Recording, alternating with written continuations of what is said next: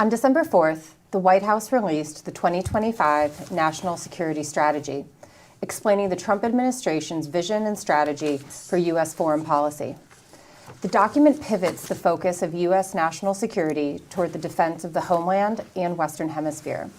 This point was recently emphasized by Chairman of the Joint Chiefs of Staff, General Dan Kane. And what's clear in that document and the things that we do on behalf of the country is that protecting the homeland is not just a term that we say anymore. It's a real thing. And homeland security is national security. The National Security Strategy calls for increased expectations for burden sharing by allies and partners, and for using economic and industrial policy levers to exert U.S. influence abroad. It also highlights the importance of nuclear modernization, the Golden Dome Missile Defense Initiative, and space technology. So, what are the strengths, shortfalls, and surprises of Trump's new national security blueprint? What does this mean for the future of U.S. alliances? How will adversaries interpret this strategy? Welcome back to HTK, a series devoted to talking about strategic forces issues of the day. HTK stands for Heather, Tom, and Kari, but for the defense wonks out there, it also stands for Hit to Kill. I'm Heather Williams, Director of the Project on Nuclear Issues here at CSIS. Here to unpack these questions, I'm joined today by Tom Karako, Director of the Missile Defense Project, and Kari Bingen, Director of the Aerospace Security Project. We will take audience questions, so please submit those online via the event page. Tom, let's start with you. National security strategy. What were some of your big takeaways? We talked in the intro about strengths, shortfalls, surprises, shockwaves. So when you read this, what jumped out at you? Well, to stay with the S, I also appreciate its brevity, or that it's short. That's a good thing. I'll tell you, I liked, that it wasn't 100 pages long. And I liked actually the way in which it asked some basic fundamental questions. I think we'll probably get to whether it answered those questions as it said it was going to, and we might get to some thoughts on the quality of those answers. But I kind of like the framing, very blunt and in your face. Sometimes it's important to be explicit, as I think it says, in there at one point. It's a little bit of a cautionary note that, when these things became a laundry list and you have to mention every country and mention every topic, if it's not in the national security strategy, then it's not important. There's a little truth to that in terms of how sometimes the executive branch, quotes this to justify this, that, or the other thing. But I think that's actually, in the scheme of things, a good thing. Look, I think in some ways it kind of looks like it came together quickly, but that's neither here nor there. I'll be honest. I kind of like the classical references to Atlas. The United States is not Atlas holding up the world. Always good to work in some Greek mythology. I also, frankly, liked, and I was a little surprised by, its reference to soft power that we want. And by the way, the document says we want, I think, 38 times, maybe a little bit less than that, throughout the document. So it's clear about we want X, Y, and Z. But that included to want soft power, and it said kind of to be unapologetic about pursuing our interests. I think that's fine. It used to be called public diplomacy. That's what institutions like the Voice of America and other things were in their heyday. Good to be doing. I think some of the things that I was less amazed by. I think it kind of begins, and it sometimes has a little bit of a Kissinger envy in terms of perhaps claiming to be a little bit more grand than I think it kind of lives up to. It talks about, we're not going to mention everything, we're really going to focus on these core vital interests, and it has a list of what those are. Well, actually, that language has kind of been there for a while. This didn't invent the concept of core or vital interests. So that's something to talk about.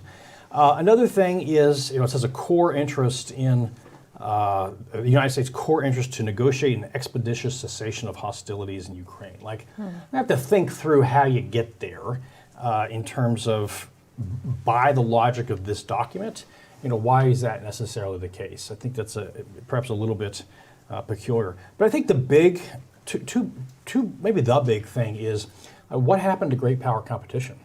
I mean, I'm old enough to remember the first Trump administration's 2017 national security strategy and national defense strategy, and great power competition was the central strategic issue of our time. You don't see that. You see different language here, which perhaps reflects a different crew, but you also see this quote, that superpower competition has given way to great power jockeying, in which the United States retains the most enviable position. And I think if you look at this document in sum, what they seem to mean by great power jockeying seems to be first and foremost economic security. There's a huge emphasis on the Western Hemisphere, and I'm sure we'll kind of get to that. There's an interesting section on Europe, but I think what really jumps out to me is fundamentally the primacy of economic security as opposed to, let's just say, military security, or frankly, peace through strength. You see littered references here to peace through strength, but I think it's economic security that trumps hard power.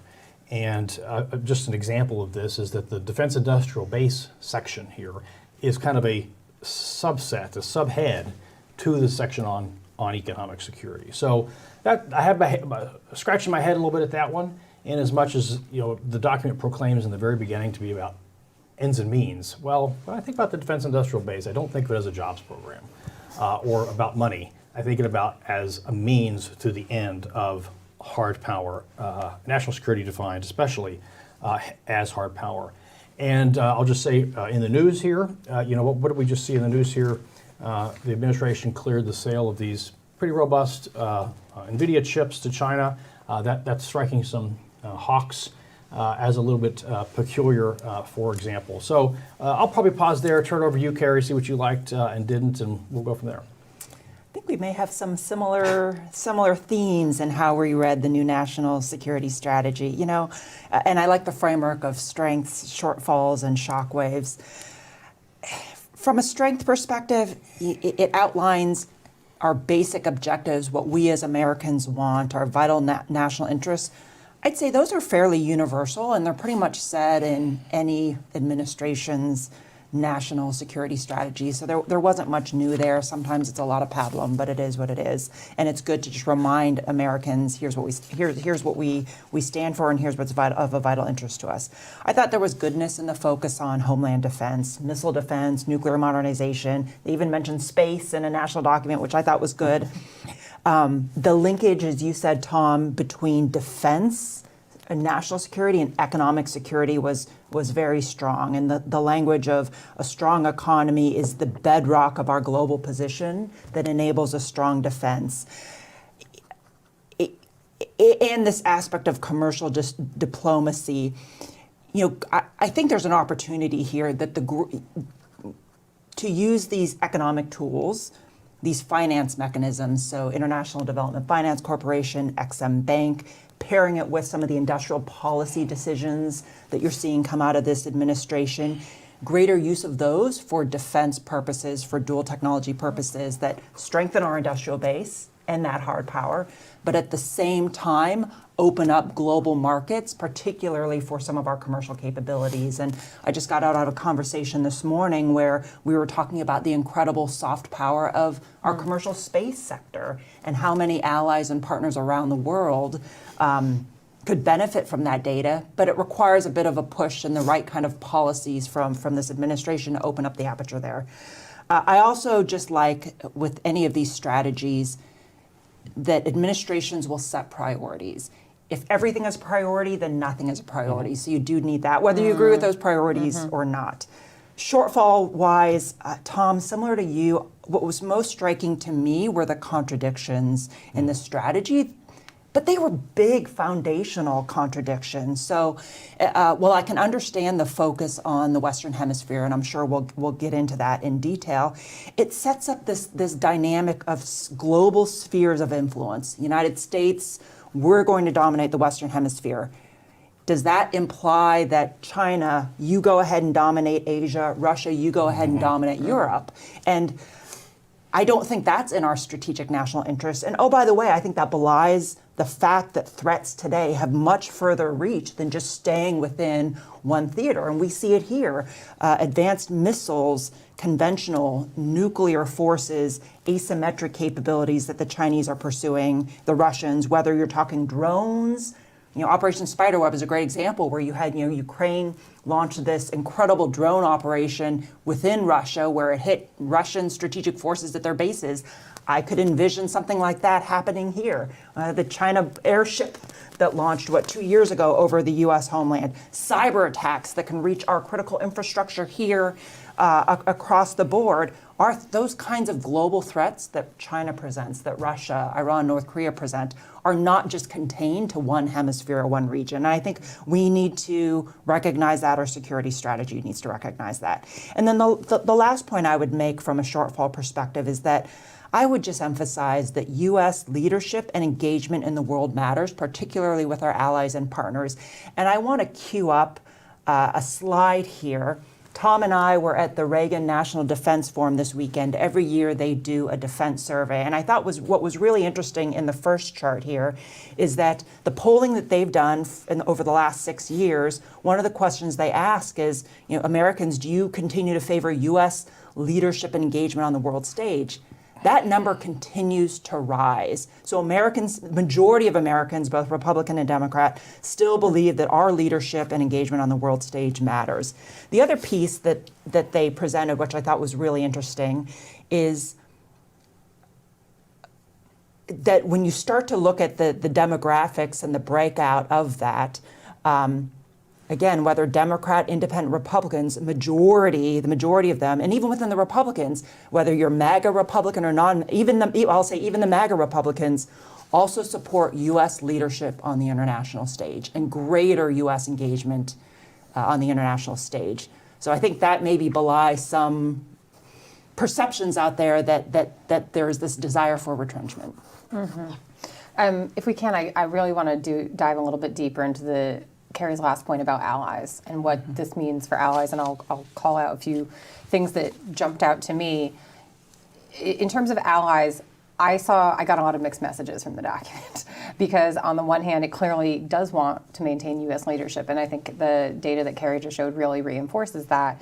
But in terms of allies, it very much makes it sound like the spheres of influence. And so I'm not sure which of those messages should be the one that we're listening to. And I think allies are also pretty confused. The bumper sticker for me of this national security strategy is burden sharing to burden shifting. And that clearly has been one point of consistency, I think, in the administration since the beginning in January, in getting allies to increase their defense spending. However, they come up with that 5% number is a little bit of creative mathematics, but they're still trying. And there clearly has been an increased commitment by allies to raise that number. But the page that jumps out at me the most is page 25 in the NSF, which I've come to think of as the European pep talk. And it says, Europeans need more self-confidence. Europeans need to embrace greatness. And there's this one line that it mentions nuke, so obviously that caught my attention. But it said, this lack of self-confidence is most evident in Europe's relationship with Russia. European allies enjoy a significant hard power advantage over Russia by almost every measure, save nuclear weapons. And I read that as the U.S. saying, we still have something unique to offer in terms of extended nuclear deterrence, but they don't quite come out and say, we will continue to extend nuclear deterrence. And that's something where I think more crisp language would be helpful and would help avoid some of this confusion. There's a term I heard from a senior European official a few months ago that keeps ringing in my head when they said, we want your words to match your deeds. Because in practice, the allies still feel pretty reassured, especially in terms of extended nuclear deterrence, but policy documents and policy statements don't always match the actions and the commitments that we are really living up to right now. But do either of you want to expand in particular on how you read this document? If you were an ally sitting in Warsaw or Seoul, what would be your interpretation of this? I'll jump on the Europe thing, and I'm going to be a little contrarian here because, frankly, if I'm an ally sitting in Seoul, which doesn't get a whole lot of attention here, for instance, or I'm in Europe. First of all, I've kind of heard this before. And there's been a lot of response, I think, to this document as, oh my goodness, this is, an attack on Europe, it's a criticism.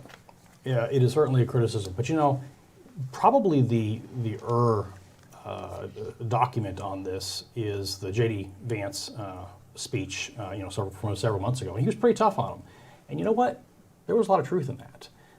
It's not just about a metric or a percentage of defense spending, however you define it. It is also, to some extent, civilizational. And this is not necessarily playing into let's just say, the far-right parties in Europe. That's what pops up when you handle issues badly for so long and over time. You know what? Great Britain does have a real free speech and censorship problem. That's a human rights problem. They're getting rid of jury trials, things like this. So there are some broad historical sweeps that, again, you pair that with birth rates that have just plummeted, not merely in Europe, but let's say South Korea especially. It's going to be a different world 20, 50 years from now. Demographics are the sort of trend that is really hard to change. And then I'll just say that in terms of also staying with the regions here for a minute, and then I'll hand it to you, Kari, which is the Trump corollary, right? This is touted as the central thing of this document, which really sounds like this Western Hemisphere focus. And I'll just say here as well, which is we have also neglected a lot of attention to the Western Hemisphere. And it is true that years of being a little bit too lax on the southern border has resulted in this huge attention on it from the Trump administration coming in. So what is this Trump corollary? We will deny non-hemispheric competitors the ability to position forces or other threatening capabilities, or to own or control strategically vital assets in our hemisphere. Now, immediately I think about missiles in Venezuela or the Panama Canal or things like that. But the problem with this phrase is that it's got too many caveats. Like the ability to position forward, does that mean that you're going to have a giant wall halfway in the Pacific so they can't shoot something over here or sail something over here? The biggest of not owning stuff next to an ICBM base is sure. But the more I looked at this formulation of the Trump corollary, I think the softer it kind of gets. And then there's these weird, very oddly prescriptive recommendations, like we're going to have this really close partnership with other countries in the economic in the Western Hemisphere for our supply chain, their supply chain. I guess that means we're going to be doing more trade with Canada and Mexico. So you got to think about that. But then there's also this direction that our agreements with other countries in the hemisphere need to be sole source contracts to American companies. Like that's really specific. So I guess I'm scratching my head a little bit about some of these things, but I'll say that it's not, some of this is, I think there's confusion about whether this is tough love or just toughness and bravado at some points. I keep thinking in each of those regional areas, what will be the implications of the language here in terms of actions and directionality? So Western Hemisphere, we know from a military perspective, it's long been the lowest priority. They were lucky if they got a frigate and maybe some ISR, maybe some intelligence sharing. We'll have to watch, particularly as we see a national defense strategy come out and then the next fiscal year 2027 budget request, which will be the administration's first real budget request. Will we see a shift in force structure? The administration's talked about readjusting our military presence in the South Command AOR. So personnel, equipment, ISR. In the past, these kind of Western Hemisphere missions have been looked at as consuming readiness because we had the other higher priority fights to engage in. Now it becomes a high priority mission itself. And it actually reminds me, back during our time on the Hill, I remember as we were looking at greater security cooperation in Africa, we were sending, and I don't know if I have this exactly right, but we were sending like armored brigades to Africa to do security cooperation. You don't need tanks in Africa. So, but there was this whole evolution that happened in how do we shape the force so that we can better engage in those kinds of missions. So I will be interested to see, as we do more in the Western Hemisphere, how do we shape the force, or how does this administration shape the force to engage in the kinds of missions that they are prioritizing? a couple of other things. The Russia, Ukraine. There was very little mention of Ukraine. There was a line in the strategy that said we want to reestablish strategic stability with Russia. What does that mean? Exactly. I don't know what that means these days. When Well, Russia, there's a whole HTK episode about strategic stability, so someone needs to watch that. Exactly. When you think of everything that Russia's doing, and oh, by the way, assuming that we can get to some peace agreement with Ukraine, we have now rattled the bear, and you think of all of the capacity and capability and frankly, innovation that Russian forces have undergone. What are they going to do with that? That worries me. China, we talked about the connection of the economic and trade issues with deterrence and defense. I did appreciate a line in the strategy that we intend to preserve military overmatch as a priority, but there was very little detail beyond that, and this is such a huge issue. 2027 is around the corner, the clock is ticking there. And then just on the Middle East, and I know I'm going in a lot of different places here, but there was very much a focus on economic partnerships, investment. I have a friend that used to say, we may be done with the Middle East, but the Middle East isn't done with us. And you saw that this year. As much as we have wanted to focus attention elsewhere in the world, we were pulled right back in, whether it was Iran, Midnight Hammer, Israel, Gaza, the Houthis in the Red Sea. It always tends to pull us back in, and our military resources go there. Well, on the Middle East thing, look, I'm quite happy with the Operation Midnight Hammer, and we did just, we flew there and back.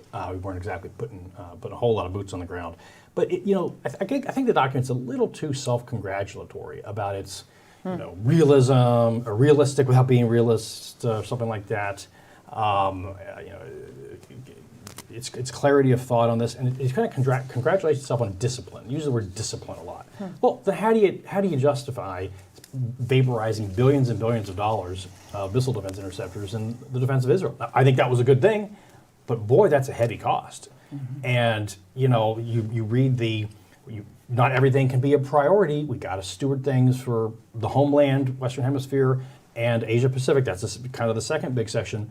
Well, then explain to me what we've been doing all year in the Red Sea and in Israel. So, I think it's a little peculiar, the correspondence with this to various policies that have been pursued over the past year. That's a little loose. Disconnect. There's a disconnect. Kari already started to tee up the National Defense Strategy, which we are expecting sometime soon. So I'd be curious on what you both are watching for in the NDS. In addition to, I think Kari gave a really great list of changes in force structure, military presence, personnel, ISR, if it gets into that level of detail. But what else are you going to be looking for in terms of implementation of the NDS, or how this is actually going to be operationalized? But then I'm also curious, we have this picture behind us of the Reagan Defense Forum. You both were at the Reagan Defense Forum. I'm just curious if you heard anything while you were there that stood out in contrast to, or maybe just radically reinforced what was actually in the NSS. Kari, I don't know if you want to go first. I'll go first. What I will be looking for is resources. The way you make a strategy, whether it be the national security strategy or the national defense strategy real, is you put money behind it. And I haven't seen that yet. Now, we did see in FY26, the administration announced the highest ever spending for defense, $1 trillion. However, to get their base budget request was the exact same level that the Biden administration had submitted the year before. The way they get to the $1 trillion is the reconciliation package that Congress passed, which was $150 billion, intended as a generational investment in defense spread out over, I believe, 5 years.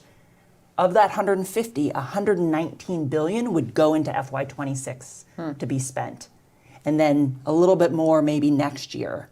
So, and then we haven't seen anything beyond that. So if we're going to make, like they say, a big commitment in shipbuilding, munitions, Golden Dome, space, nuclear modernization, all these areas we've been talking about, and also bringing all this new tech, software, et cetera, that money has to be there in the budget. and I just haven't seen it yet. If I could just add one really quick point onto it, because I want to hear what you think of this.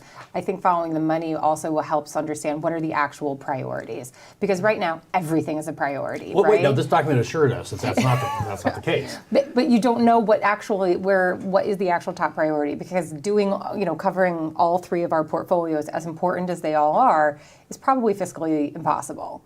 And so, for example, doing the program of record as it currently exists for nuclear modernization and Golden Dome, I question the math of that one too. So, Tom, I want to hear what you're expecting from, but also what you think about Kari's comment about follow the money. Well, you didn't say follow the money, but looking at where the resourcing is. Well, that's why, look, the Secretary Hegseth's speech was very interesting, and it's important because it's kind of a preview of the National Defense Strategy. But the most important remarks at the Reagan Forum were by Russ Vought. And it was interesting to hear what he had to say, which is that he kind of toyed with, he said, look, we did this reconciliation bill, it was kind of, doing a little bit of a victory lap on that. But that was a big amount of money, but for Golden Dome, it's $25 billion. It's going to be peanut butter spread over 5 years. And so he said, well, we might do another reconciliation bill. Well, you better get on that, like today, and you need to communicate what it is you want there with Congress, like today, because you're going to do the reconciliation thing again, so as to avoid an increase in domestic spending trade-off, then you got to get after that, because otherwise you're going to lose so much time. Midterms are here, less than a year away. So go look at what Russ Vought had to say. I'm not entirely optimistic on the basis of that. I think in the same way that this document is economic security first and peace through strength second or third, I think the administration overall has proven time and time again, as predicted, that they're going to prioritize economics and trade and tariffs over defense, over and over. And I'm glad you said that, because that's the speech that I went to go listen to as well. So Russ Vought, the director of the Office of Management and Budget, OMB, so they really do make all those big budget trades at a high level. And he did basically say at one point, the resources will be there. There will not be a hole as we look to 27. But beyond, well, first of all, I'm not sure what that means from a whole perspective. But beyond that, when you're making some big commitments now, that all has a tail to it. And so we haven't seen that future year, the FIDIP we call it, but this future year projection of what defense spending will look like. I'm highly dubious that we'll see another reconciliation package. We're coming up on a mid-year election when the numbers are really tight. But also, we're pushing our allies to spend upwards of 5% on defense. We're still hovering at 3.3, 3.5, and so I'd like to see us on a pathway to that 5% as well. We're given these pep talks to our allies to get to 5 and this kind of stuff, and we're not doing it ourselves. What are you going to do? Question from the audience is about the authorship of the NSS, and I want to rejig that question slightly about the interagency process. There's usually an interagency process that goes into national security documents. This also, obviously, the NPR, or the National Defense Strategy, Missile Defense Review. I'm guessing that the process was probably a little bit different this time around for the administration. From reading this, can either of you glean anything about interagency relationships, process, how much of this reads to you like something written by Marco Rubio with his State Department hat on versus different entities within the Pentagon, for example? I'm not going to comment on the likely authorship, but I'll just say that it probably didn't have a whole lot of interagency review. I think you'd see different language there. I kind of complimented its simple and straightforward language. That can be a good thing. If you had the interagency with the more terms of art, would be showing up here. So I think I'm doubtful about that. I also don't think it's the end of the world. It's more of a stump speech than interagency document. Okay. Kari, you agree with that? I don't know who wrote it. I didn't want to get after the one person who wrote it. I meant more like the different kind of equities across the I've known who've written previous ones, and there usually is some sort of interagency process. I just don't know what was used this time around. But I do, back to where Tom started here, is I do like some of the economic security language and the tying economic security to national security and some of these economic and financial tools to defense. That's an area that we have not, you always hear people talk about we need to do better in whole of government. If the administration can actually bring to bear some of those financial tools to strengthen our defense industrial base, to strengthen our commercial companies by attracting greater private capital into dual-use tech, like I think that would be a great win if they can tackle things like export policy reforms, ITAR, which wasn't discussed at all, to actually enable those commercial companies to sell their technology to our allies and partners, not China, but to our allies and partners and open up those markets. Like those are very good things that could happen if they have White House attention. I'll say two quick things about Marco Rubio since you brought him up, which is back to Venezuela. Look, we have 25% of the U.S. Navy steaming around the Caribbean, Venezuela. There's probably a lot of machinations going on behind it. And this has just contributed, I think, to so much confusion.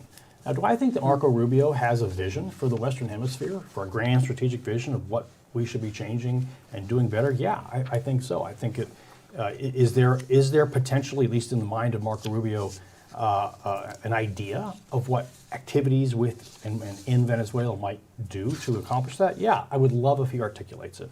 I do, Heather, have to compliment Secretary Rubio on changing the official font of the State Department from Calibri to Times New Roman. I was going to say, you're a Times New Roman fan. I am Garamond forever. But, sorry.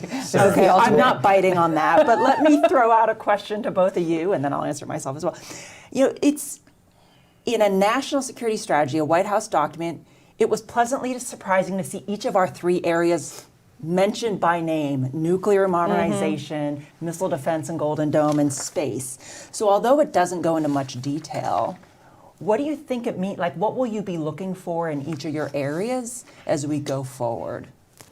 Implementation, contracts, and that means like in the next month, I want to see a lot more on contract for Golden Dome. It's fine.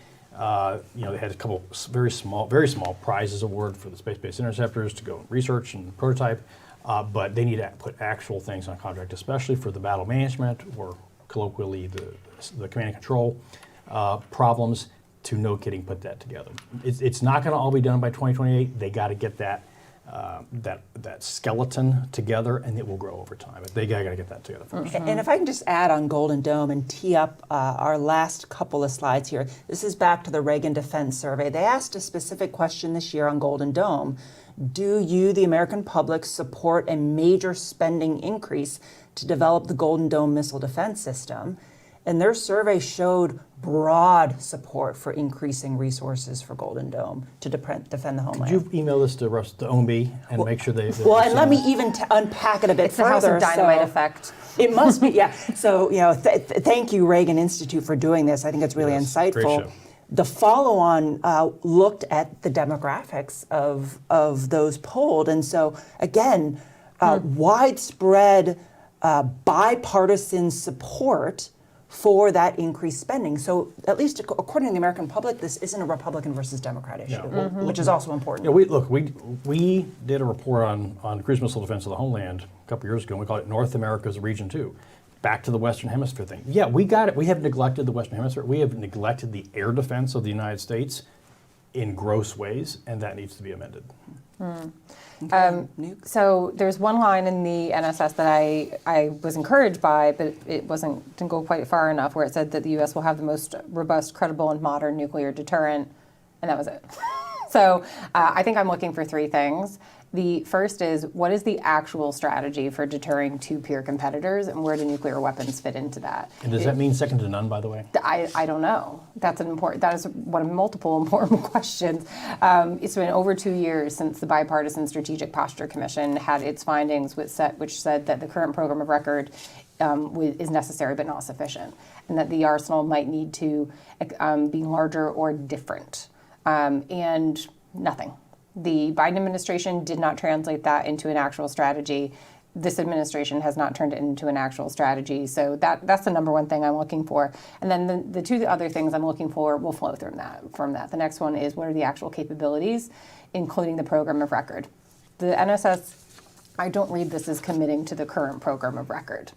Maybe there are additional capabilities that need to be added on top of that. A standoff weapon, moving faster on SLCM, more B-21s. Maybe the administration will do something really drastic and change the program of record and try to get something else through. I'm not sure how that would go down on the Hill, but that's another option. But what are the capabilities that flow from that strategy? I think that they need to be more diverse, more forward deployed, expanded, greater allied involvement. But that's the second thing I'm looking for. And then the third, Kari hit the nail on the head, it's resources. Where is the money that is actually going to deliver the capabilities to meet that new strategy? But Kari, what about you? So in the area of space, it's going to be similar. We need to grow the resources, the people, and deliver capabilities. And we're at a really unique moment here in the stars aligning on space. You have a president in the White House who created the Space Force.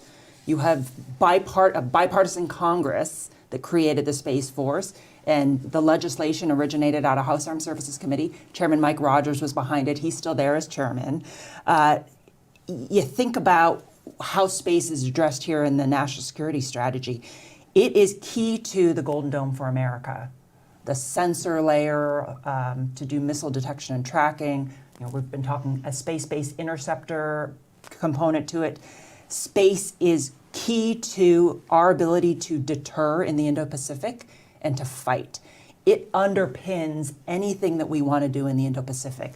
Communicate across moving forces, the missile detection, missile warning, precision munitions, GPS, position, location. It is vital to our ability to fight and win in the Indo-Pacific. And then third, which the strategy highlights, is our space capabilities, and particularly our commercial sector, carry tremendous soft power. And I did really like this concept of commercial diplomacy because, and having worked at a space startup that did this kind of stuff, the data and services coming from commercial companies can provide connectivity, like they are in Ukraine, can provide greater data for maritime domain awareness, which so many of our allies and partners need. Can also help in areas like agriculture and land management use. So there's such tremendous ability to engage with the rest of the world in those areas. So that's those areas, and then grow people, grow resources, and deliver capability. Last question before we close out. This is our 15th episode. It's also our last episode of 2025. And so I wanted each of us to reflect on some favorites of 2025, whether it be a favorite book, a favorite speech. I think we all have the same favorite movie. A favorite piece of analysis, just something positive to reflect on and take into 2026 with us. Tom, I'll start with you. This is a toughie. By the way, I am grateful this year for the HTK series. This has been a lot of fun. I think I really enjoyed our strategic stability discussion. I liked our MTCR thing. Going after MTCR, we're going to get it. But I look back on 2025 from my portfolio. What's the most important thing? The most important thing is the hundreds and hundreds of missiles that were fired in anger by Iran, and we were shooting them down like flies, swatting them down like flies. Now, I expressed earlier my grave concern about the expenditure of our THAAD and Standard Missile things, and my colleague Wes Rumba has a piece out right now on this to take a look about the depleting inventory. But in the big scheme of things, historically, this was a big year for missile defense. Kari, what about you? Gosh, I have so many, but one of the areas, I don't know if this isn't necessarily good news, but our response is good news. The stunning pace of China's space developments, not just what the PLA is doing in their use of space and their counter space weapons to target us, but what you're seeing them do in the civil sector with their space exploration activities, and also in their commercial space sector. So we'll have a report coming out next year that looks at their space industrial base and how they are trying to adopt the American model of innovation and then bring that into their military. This is the military civil fusion. But what it really means is for our Space Force is ensuring they have the people and the resources so that we can, and our commercial sectors, that we can continue to keep U.S. leadership in space and then fund the capabilities that we need to fight and win wars.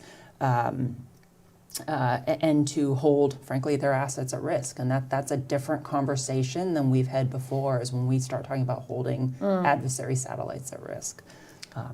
On the nuclear side, I think by a country mile, Midnight Hammer was the biggest piece of news. I'm sure this is controversial. I think it's a piece of good news. The Iranian nuclear program has been set back significantly. In my mind, that's a really good news story. It is going to have implications. Like, this topic is not going away. This was not Midnight Hammer, Iran nuclear problem is solved. That's hardly the situation. It's going to have implications for whether or not Iran rebuilds its nuclear program, for non-proliferation norms, but also for the nuclear order. After this, I'm going off to Europe for some conversations about the NPT, and I am expecting Iran to be a big topic of conversation.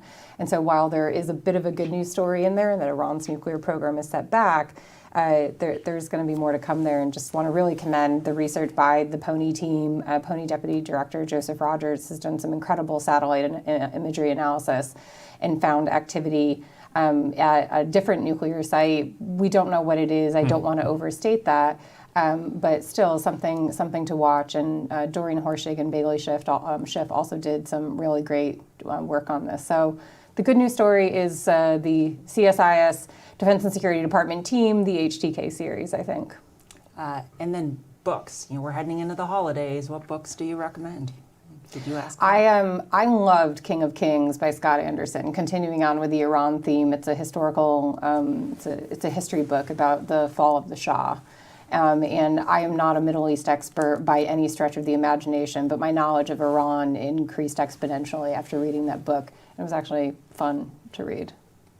Well, look, I'm reading a couple things right now. Some of them early on, so I'll suspend. I want to reference our boss, colleague Seth Jones, the American Edge, on the basically the American industrial base since World War II.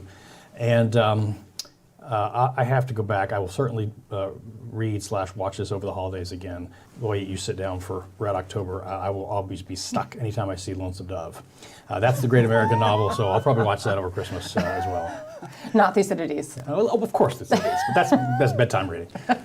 So here's where I'm going to contrast the three of us. I'm finally finishing Chip Wars, which is fantastic on the history of semiconductors. And on my nightstand are books on quantum and AI, because I really want to get down to a really detailed technical Always showing us up, understanding Kari.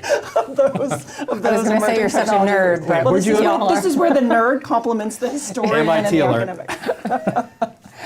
That's great. So thanks to both of you, and now to everybody who tuned in. Thank you, and you also now have some reading recommendations. Thanks to the MDP, ASP, PONI, and streaming and broadcasting teams for making this event possible. Do keep your radars tuned to this channel so you don't miss future HTK discussions on strategic forces. And since this is our last episode of 2025, have a happy and safe holiday season and a happy new year to everybody. Thank you.